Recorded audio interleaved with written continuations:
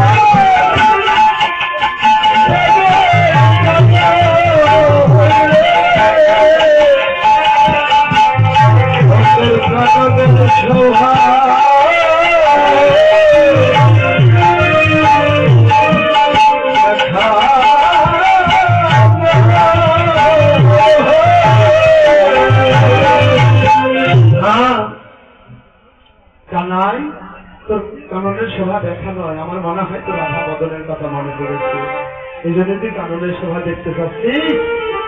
কানাই আমার সুবলকে দেখে বললেন, ভাই রে, এই জন্য তুই আমার মরম শাখা সনে সনে সুবল রে, সত্যি আমার বড় রাধা বদনের কথা মনে পড়েছে।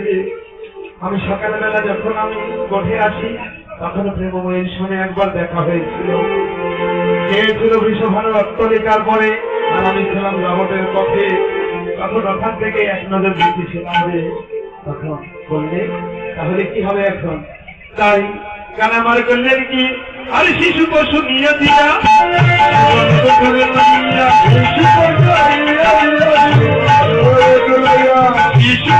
নিয়ে দিয়া শিশু পশু নিয়ে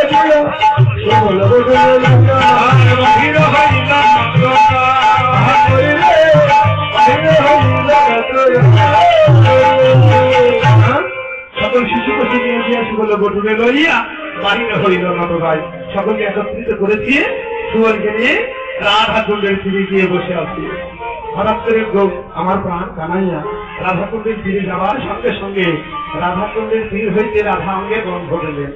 গন্ধ পেয়ে কানাই আমার অধোধারায় কাটছে, কানাই অধোধারায় কাটছে। এই কান্নাটা সাধারণ কান্না জানে না, তাই কানাই কাটছে বসে বসে। প্রেমময়ীকে কখন দেখবে? এইদিকে গোবিন্দ আমার রাধাকুণ্ডের তীরে বসে রইলেন, আর এইদিকে জ্যোতিরা মন্দিরে বসে বসে আমার বাবা প্রেমময়ী কাটছে। দেখেন দুইজন দুই জায়গায় কাটছে, সমবেথার বেশি তারা। ও যদি ঘরে কাঁদে ও কাঁদে বাহিরে, ও যদি বাহিরে কাঁদে তখন এমন সময় রাধারানী গোবিন্দ বদনের কথা মনে করে কাঁদছে। হঠাৎ করে ললিতা বিশাখা চিত্রা চম্পক লতিকা তুরঙ্গ গোবিন্দ অঙ্গদেবী সূর্যদিন রেখা অষ্টসখী এসে রাধারানীর পাশে এসে বলছে, রাধে ও রাধে, তুই কেন কাঁদছিস? তুই কেন কাঁদছিস? তুই কাঁদিস না। ললিতা এবং বিশাখাকে দেখে কৃষ্ণ প্রেমের বেগ যেন আর বৃদ্ধি পেলেন। কৃষ্ণ প্রেমের বেগ যেন আর বৃদ্ধি পেলেন, কেননা তারা যে কৃষ্ণ প্রেমের সঙ্গী তারা। তাই রাধারানী কাঁদছে। যেমন সময় রাধারানী বলছি, সখী রে, সকালবেলা আমার বধুয়ার সঙ্গে দেখা হলো আর আমার বধুয়ার সঙ্গে দেখা হলো না। তাই এমন সময় সখীগণ বলছেন, যত সমাধান সমস্যা তত সমাধান আছে, তুই চিন্তা করিস না। এখন বললে যে তুই কাঁদিস না, কাঁদিস না। কেন? শোন, তুই যদি কাঁদিস তাহলে তোর যে গৃহের অকল্যাণ হবে। বললে তুই সমস্যায় পড়েছিস, তার সমাধান আছে। এমন সময় দূর হইতে হেঁটে চলে যাচ্ছে অঘটন ঘটিয়েছি প্রেয়সী। ও মাসি, মাসি কি গল্প করছেন? আমি আর শুনবো না গো, আমাকে একটু বলা যাবে না মাসি? বলবে না গো, আমাকে বলা যাবে না মাসি? এখন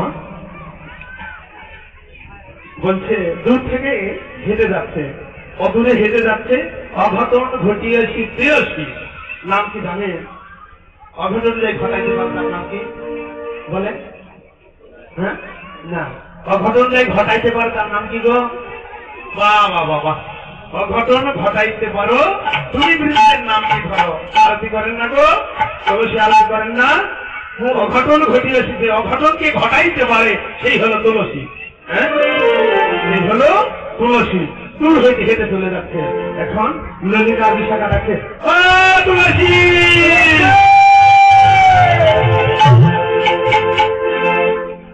তুলসী।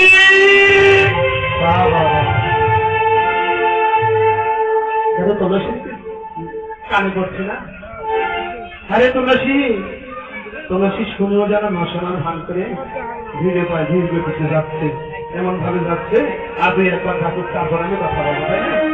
এমন ভাবে যাচ্ছে যেন আজই একবার ডাকুক।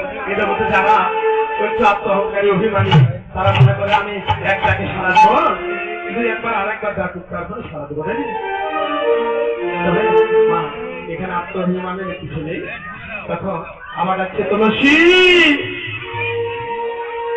প্রেমময়ী রাধারানী বললেন, সখী রে, তোর এমন ভাবে ডাকিস না, তোরা তো জানিস না, যদি তুলসীকে ডাকার কথা আমার শাশুড়ি এবং ননদিনী শোনে তাহলে এই ঘরে আর আমার থাকা হবে না। কেন? তোরা তো জানিস আমার দুই ধারে দুই বাঘ ভাগিনী, শাশুড়ি আর ননদিনী, না দুটা বাঘ ভাগিনী, এদের জন্য আমি কৃষ্ণ কথা বলতে পারি না রে।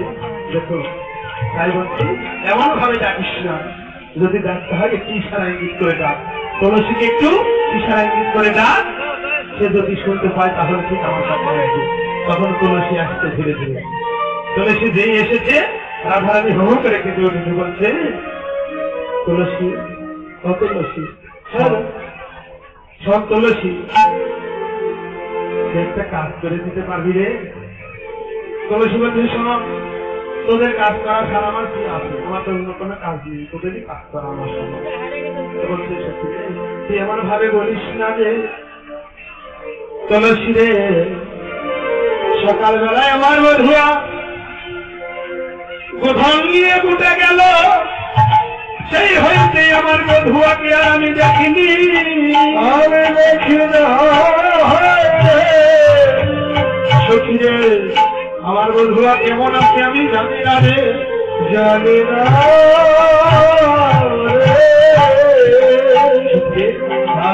আমার বধুয়া কেমন আছে, আমার বধুয়া কেমন আছে? সকালবেলা দেখেছি, তুই একবার দেখে আসবি আমার বধুয়া কেমন আছে। তখন বৈষ্ণব কবি পদ রচনা করল, কি ওরে ওরে রাধিকা বসে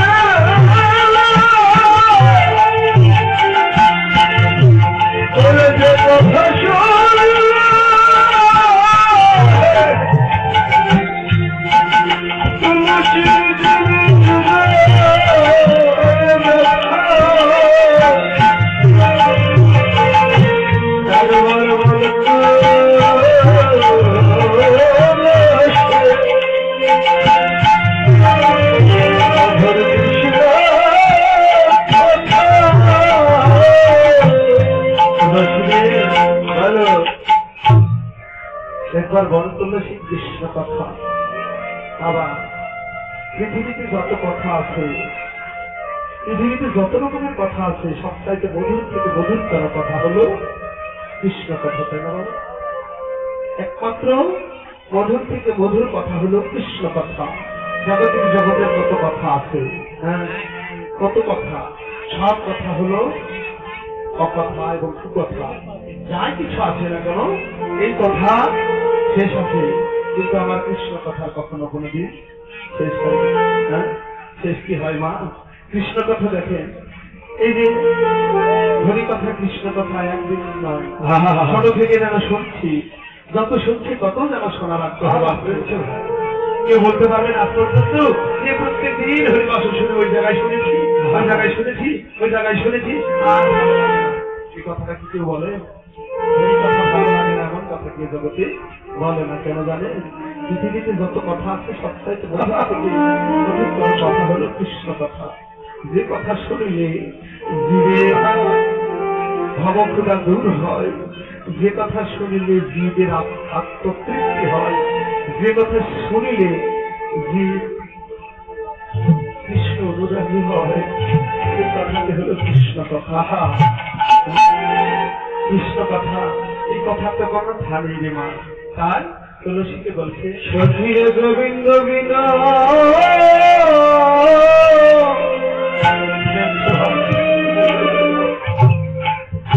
আমার আর কে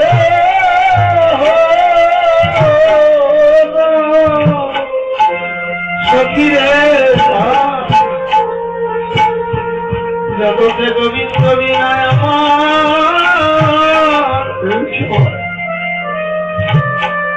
আমার আর কে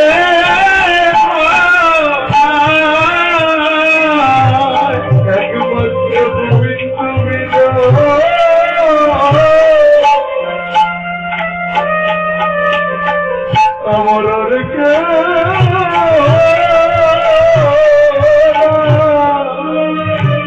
সখিরে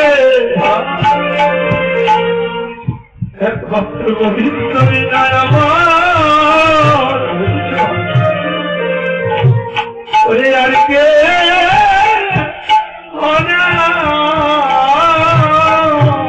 গোবিন্দের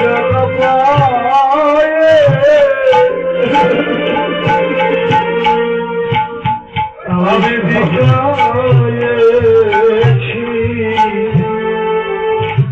গোবিন্দের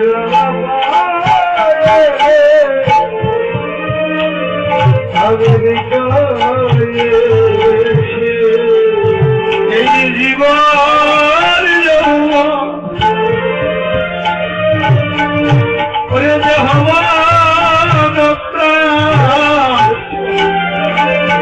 রাঙা পায়ে আমি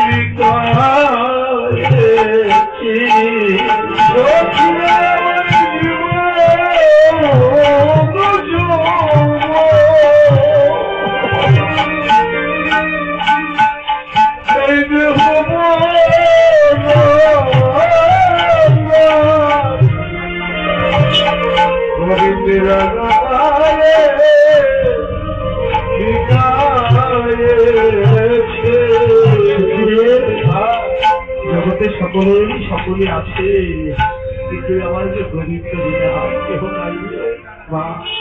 ইহকাল জগতে কেউ যদি সব হারায় ফেলে, সব যদি বিসর্জন দেয়, তবু দুঃখ নেই,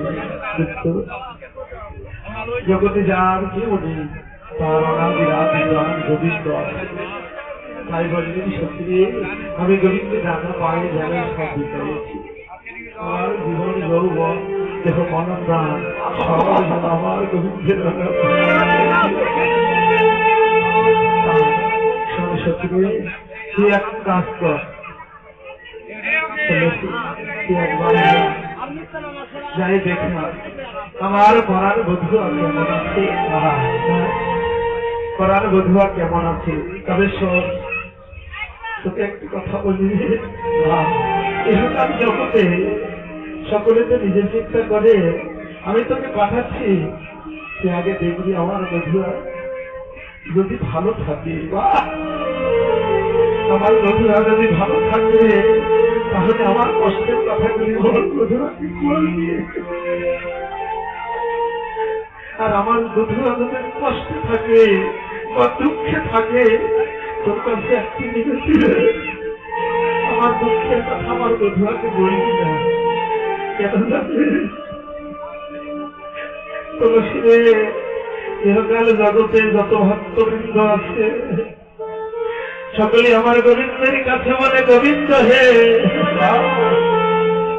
তুমি আমাকে ধন দাও, জন দাও, পুত্র দাও, কন্যা দাও, বিষয় দাও, বৈভব দাও, টাকা দাও, পয়সা দাও, গাড়ি দাও, গাড়ি দাও, সবকিছু শুধু আমাকে দাও আর দাও বলে, কিন্তু কেউ একবার ভাবে আমার গোবিন্দ কেমন আছে, আমার গোবিন্দ সুখী আছে না দুঃখী আছে, গোবিন্দ আমার খেয়ে আছে না না খেয়ে আছে, কেউ ভাবে না রে। তাই তোর কাছে একটি বিনতি, যদি আমার গোবিন্দ সুখী থাকে তাহলে আমার কথাগুলো বলবি, আর যদি গোবিন্দ কষ্ট থাকে আমি কেন আমার এই কষ্টের কথা আমার গোবিন্দকে বলবি না, আমার কষ্টের কথা আমার গোবিন্দকে বলবি না রে। কেন না বাবা দেখে এ জগতে যারা পেয়েছে তারা কিন্তু হারাইছে, যারা পায়নি সে তোমাদের হারানোর ব্যথা বোঝে না, বোঝে না জগতে হারানোর যে কতটা ব্যথা, যার হারাইছে ধন তাই জানে জগতে হারানোর ব্যথা কতটা, কেন বাবা যার হারাইনি সে কখনো বুঝবে না। যেমন জগতে কত জনার কত কিছু আছে, কালকে বলেছি আবার বলছি কথাটা, কতজন মনে মনে চিন্তা করে যাদের সংসারে অভাব অনাটনে দিনাতি পাপ পেয়েছে, যখন একটু সুখের নাগাল হয় তখন ওই সংসার হচ্ছে গৃহের মানুষ কোন বিদায় হয়ে চলে যায়, যখন খাওয়ার সময় হয়, আগে যখন কষ্টে দিন যাপন করেছে তাতে দুঃখ নেই, কিন্তু যখন খাবার সময় এসে যায় তখন মানুষকে বিদায় নিয়ে চলবে, তখন পুত্র কন্যা আত্মীয় স্বজন বলে খাবার কিছু ছিল না, তখন তুমি ছিলে, এখন খাবার হয়েছে, আপনি পৃথিবী থেকে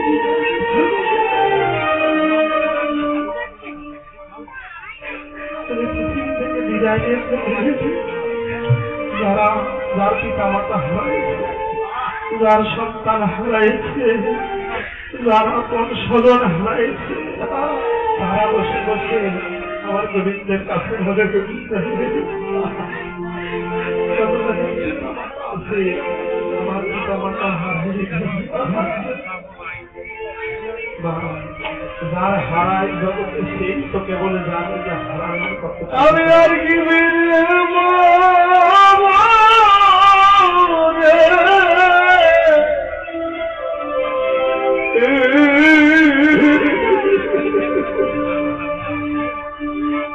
जरे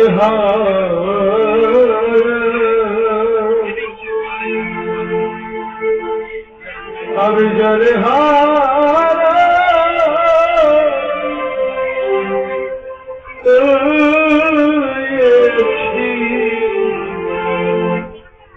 और जीवनी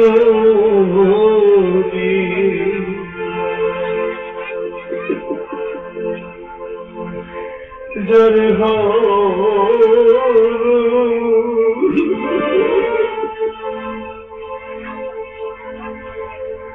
আমি জানি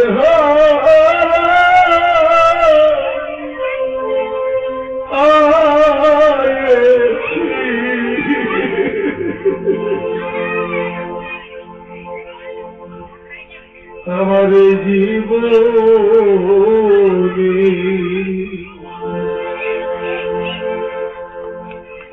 করেছে কি আমার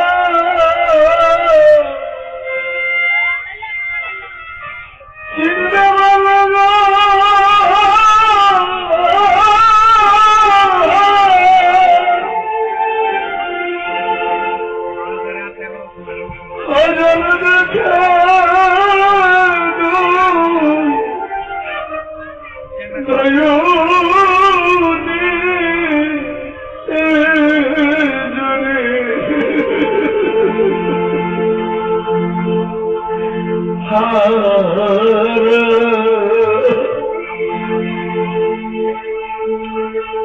আমি জানি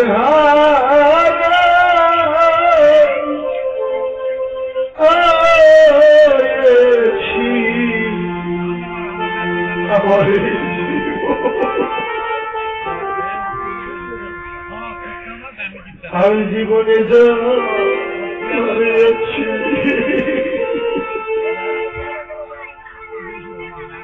ফিরে পাবো না তো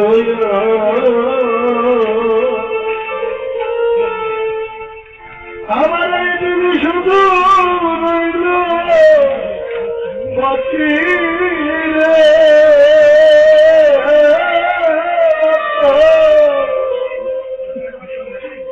আমার মুখের কারণে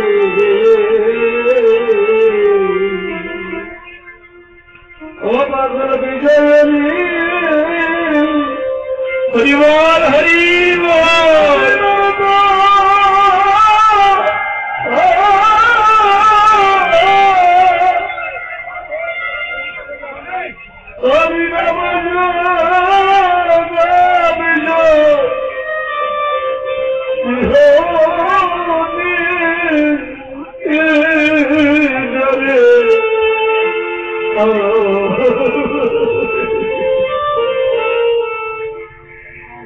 আমি চলে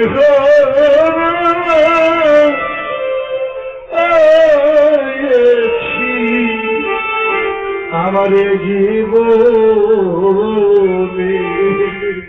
যারা হারাইছে কেবল তারাই জানে হারানোর কতটা বেদনা কত পুত্র পিতা মাতা বেঁচে থাকতে পুত্র নিধন হয়। পৃথিবীতে কোনো বোঝা যদি ভারী থাকে রে মা, পৃথিবীতে যত বোঝা ভারী আসে সবচাইতে কঠিনতর ভারী হলো পিতার কাঁধে পুত্র নেওয়া। কোন পিতা যদি বেঁচে থাকতে পুত্র নিধন হয়, ওই পিতা বলে বাবা তুই আমাকে কাঁধে করে নিয়ে শ্মশানে যাবে কি?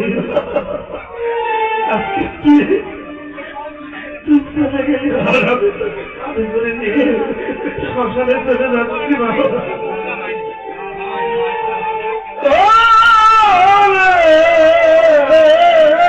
কৃষ্ণ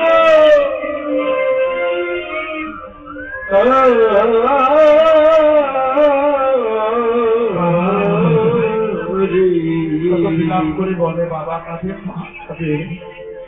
যার হারাইছে মা তারাই জানে যে হারানোর ব্যথা কতটা। তো যাই হোক এমন ভাবে রাজধানী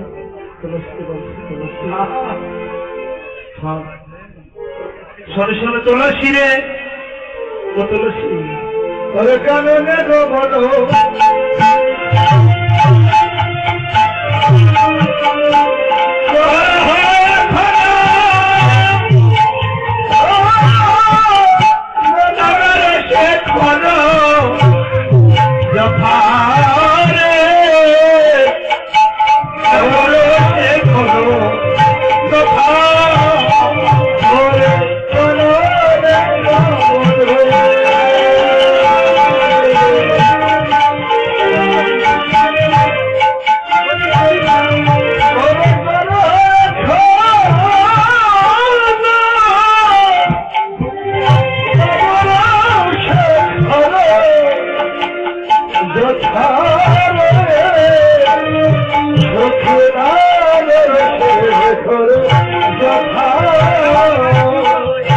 তুলসীরে একবার গিয়ে দেখায় আমার প্রাণ গোবিন্দ যেখানে আছে সেখানে গিয়ে দেখায়।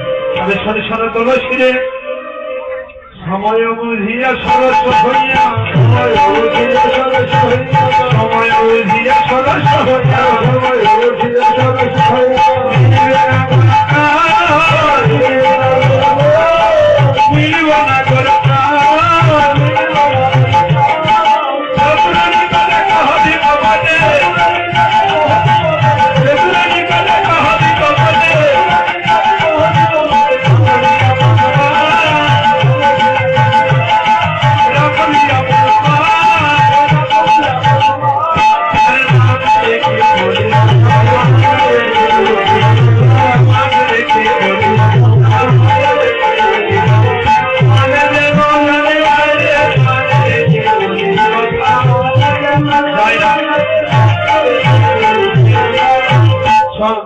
সময় বুঝিয়া সরস হইয়া বিরুবি নাগর প্রাণ চতুরী কটে কহবি কপটে রাত হবে অপমান।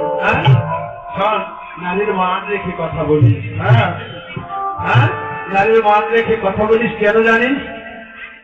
হ্যাঁ তুইও নারী আমিও নারী, যদি নারীর মান যায় জগতে আর কিছু থাকে না রে। নারীর মান যে সবচাইতে বড় সম্পদ। হ্যাঁ নারীর মান যেন কষ নারী। হ্যাঁ শোনে শোন তুলসীরে তুই নারীর মানে রেখে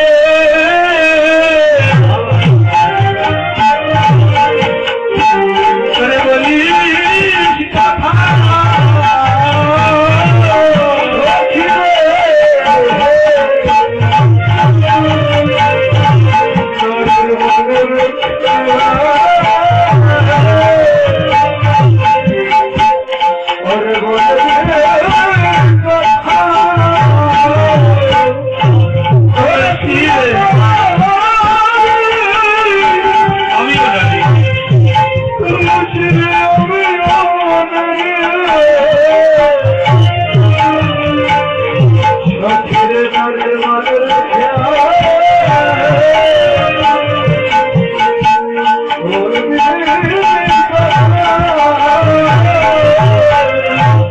নারীর মান জানা যায় না। হ্যাঁ তুই নারীর মান একটু বলবি না।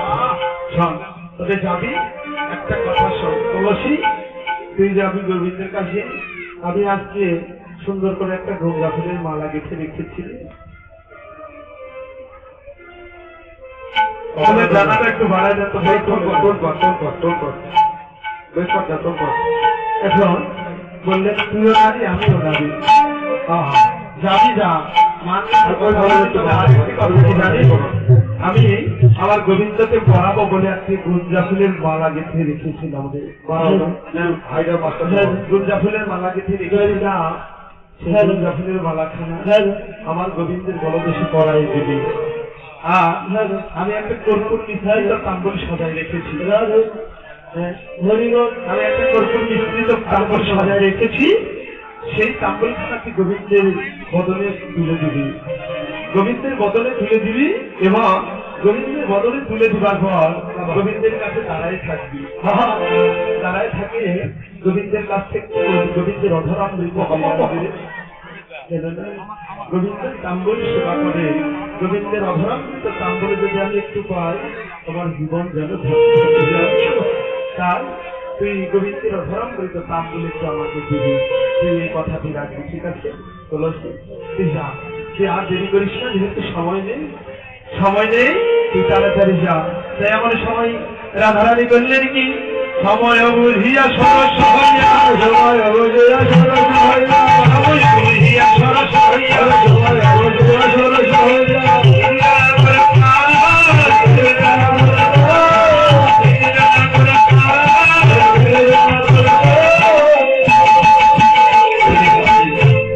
সময় বুঝে গোবিন্দ আমার কিভাবে গেলে। হ্যাঁ গোবিন্দ আমার গোবিন্দের কাছে প্রেমময়ী রাধারানীর বচন শ্রবণ করে তুলসী যাচ্ছে। তুলসী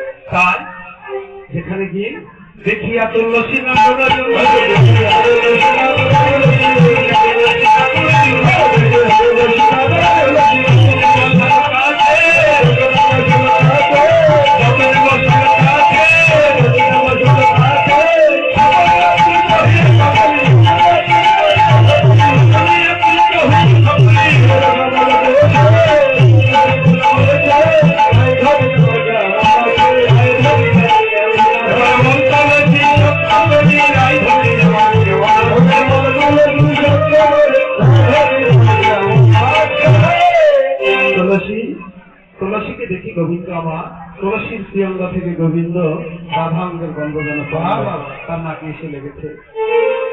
গোবিন্দ মনে করেছে আমার প্রেমময়ের মধ্যে এসেছে, কিন্তু তুলসী তাই তুলসীকে দেখে কাছে বসালেন, বসে বললেন তুলসী রে তুই একবার সত্য করে বল আমার প্রেমময় কেমন আছে, আজকে সুখে আছে দুঃখে আছে, ভালো আছে না মন্দ আছে, খেয়ে আছে না না খেয়ে আছে, তুই একবার বল, সত্য করে বল, তুই একবার সত্য করে বল, তুই একবার সত্য করে বল আমার প্রেমময় কেমন আছে। রাধারানী বললেন গোবিন্দ তুমি উতলা হয়ে না, তুলসী হ্যাঁ তুমি উতলা হয়ে না, রাধে শোনো। তখন তুলসীকে দেখে গোবিন্দ আমার হাউ মাউ করে কাঁদতে লাগলো। গোবিন্দ আমার হাউ মাউ করে কাঁদছে। হ্যাঁ এমন সময় বৈষ্ণব কবি পদকর্তা আমাদের এক প্রান্তে দাঁড়িয়ে বললেন গোবিন্দ হে বলো বলো তুমি এমন কাঙ্গাল হয়ে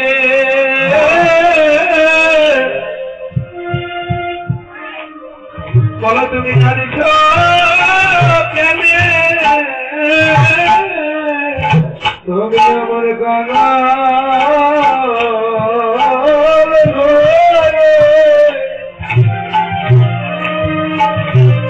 আমার গলে কাঁদছ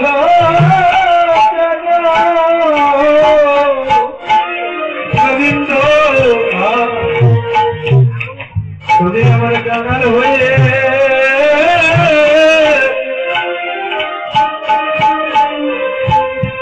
কাঁদিছ কেন,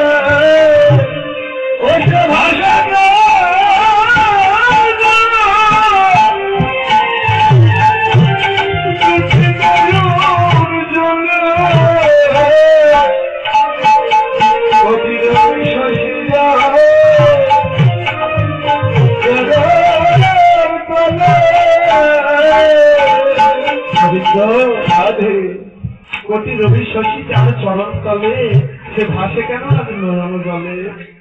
সাধারণ এক আভেরিনী গোয়ালিনীর জন্য তুমি রাধা কুণ্ডের তীরে বসে কাঁদছ, বলো তুমি কোন বা ধনের অভাব হয়েছে তোমার, এক আভেরিনী গোয়ালিনী একটা গোয়ালার মেয়ে, তার জন্য তুমি এমন করে কাঁদা, তুমি কেন কাঁদছো এমন করে। আসলে গোবিন্দের কান্নার কারণটা আপনারা আমরা জগতে সব জীবে তো বোঝা সম্ভব নয় মা। এই আভিরিনী গোয়ালিনী তো সাধারণ কোন রমণী নয়, তাই তার গোবিন্দ কেন কাঁদছে বক্তব্য বললে জাগতিক জগতে গোবিন্দ নিজে থেকে জগৎকে কাদায় বোঝায়। তাই তুলসী বললেন গোবিন্দ তুমি রাধা কুণ্ডের তীরে বসে থাকো, দেখি আমি তুলসী প্রেমময়ী রাধারানীকে তোমার কাছে আনতে পারি। এদিকে তুলসী কর্পূর মিশ্রিত তাম্বুল খান আমার গোবিন্দের গলদেশে তুলে দিলে, বদলে তুলে দিলে, বদলে তুলে দিয়ে ওখান থেকে কিছু অধরাম মৃত চেয়ে নিয়ে ধীরে ধীরে আসতো। যখন আসলে তখন তুলসীকে দেখে প্রেমময়ী রাধারানী যেন অনেক আত্মহারা হয়ে গেলেন, বললেন তুলসী, ও তুলসী, একবার বল না তুলসী, আমার পরাণ বন্ধু আছে মনে আছে, সে ভালো আছে, সুখে আছে না দুঃখে আছে, আমার কষ্টের কথা বলেছি, যদি তোকে বললাম সে যদি দেখে থাকে তাহলে আমার কষ্টের কথা যেন বলিস না। সে কি সুখে আছে? বললেন সব, তোর গোবিন্দ খুব সুখে আছে। তবে একটি কথা, গোবিন্দ তুই যেমন ঘরে বসে বসে কাঁদছিস, গোবিন্দ ঠিক কেমন বনে বসে বসে কাঁদছে। তবে একটি কথা, তুই যদি গোবিন্দের সঙ্গে দেখা করতে চাস আর বিলম্ব নয়, খুব তাড়াতাড়ি একটু ছলনার আশ্রয় করতে হবে। এই ছলনা মা, এই জগতের ভজনে যদি ছলনা না থাকে তাহলে কিন্তু ভজন হয় না। সকলে জানি, যারা ভজনের ঘরের মানুষ তারা তো জানে ভজনে কিন্তু ছলনা না থাকলে কখনো ভজন হয় না। তাই বললেন শোন, আমি যা বলবো তুই তাই করবি, আমি যা বলবো যেটা শিখাই দেবো সেটা তুই করবি। তখন এখন প্রেমময়ী রাধারানী করলেন কি, বলছে বল না কি করবি। আমি যখন হলো বলবো তখন তুই হাউ মাউ করে কাঁদবি, তুই হাউ মাউ করে কাঁদবি, তখন আমি তোকে তোর শাশুড়িকে বুঝাই দেবো। হ্যাঁ, তুই বলবি তোর শাশুড়িকে যে আজকে আজ নিশিতে আমি একটা স্বপ্ন দেখেছি। তখন রাধারানী বসে বসে কাঁদছে।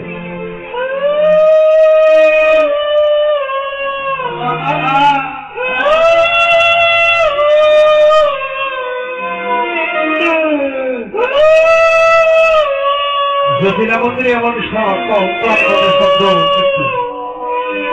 জটিলা এখন তাড়াতাড়ি করে, হ্যাঁ ও বাবা, হাই রে বাবা,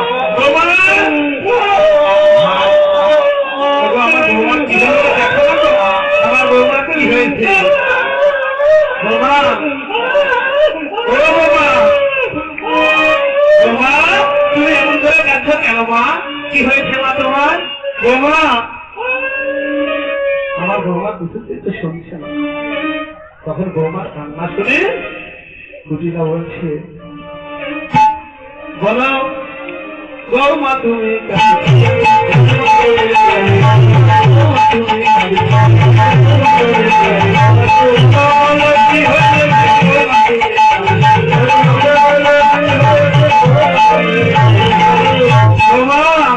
আমার করে কেন কাঁদছ মা, তোমার কি হয়েছে? তখন বৌমা বলছে, মা আমি আজকে নিশিতে একটা স্বপ্ন দেখেছি মা, ও আমি যে স্বপ্ন দেখেছি এই স্বপ্ন তুমি শুনলে তুমিও কাঁদবে মা। বলছে কি স্বপ্ন দেখেছ তুমি একটু বলো।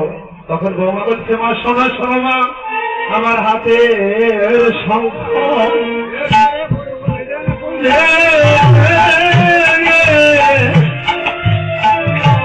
গেছে মা,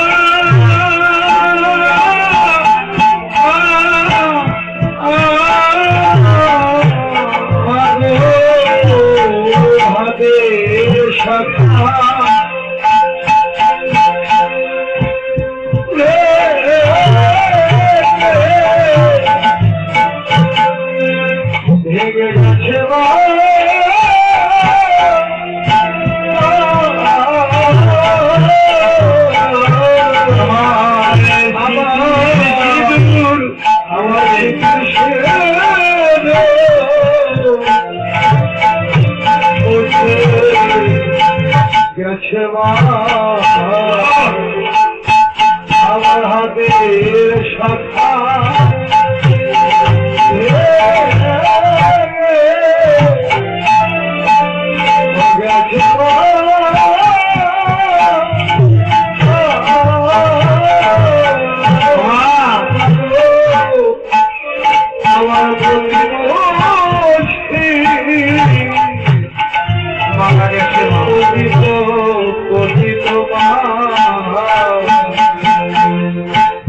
আমার হাতের শাখা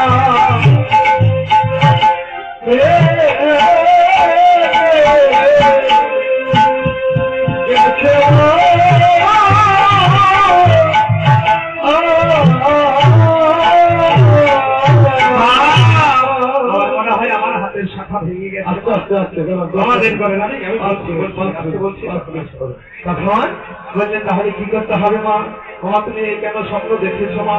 তুমি তো জানো মা আমার ঘরে একমাত্র নারায়ণ ছাড়া আর কেউ নেই মা। আমরা 3-4 নারী, আমাদের ঘরে একমাত্র আমার পুত্র নারায়ণ। সে যদি মারা যায় আমার মেয়ে এবং আমরা দুজনেই গাড়িতে বিধবা মা। তুমি যদি বিধবা হও তাহলে আমাদের গৃহতে পুরুষ শূন্য হয়ে যাবে মা। তো বলছে মা শোনো, শুধু তাই নয় মা, ওই দেবতা আমার শেষ নিশিতে আমার কি স্বপ্ন দেখাইছে জানো মা? শোনো মা, শোনো আমা, আমার সূর্যদেবের করলে পূজা সকলে আমার সূর্যদেবের করলে পূজা সকলে বিপদ যাবে।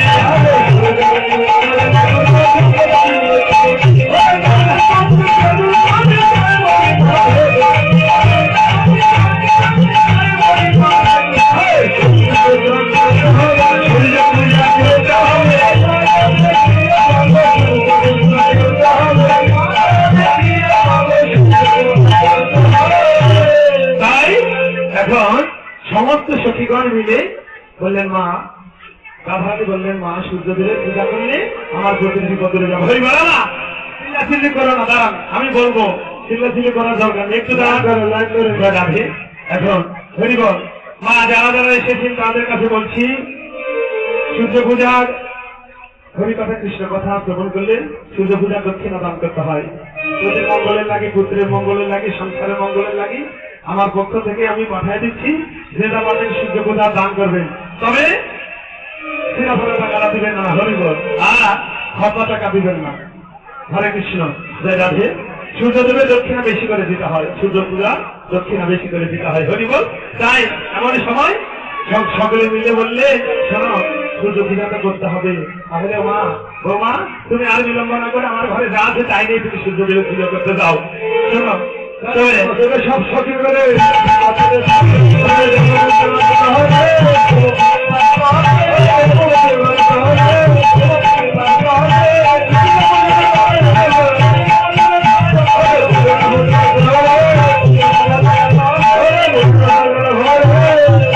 তাই সমস্ত সখীগণ মিলে সূর্যদেবের জল ঢেলে দিলেন।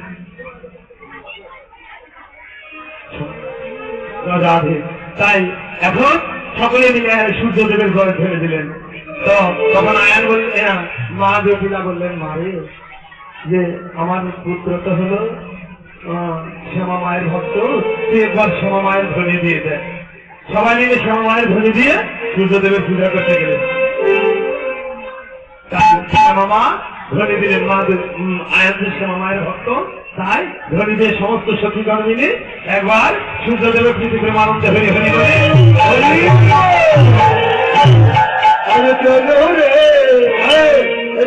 এদিকে আসেন, আসেন আসেন, ঘুরে আসবেন।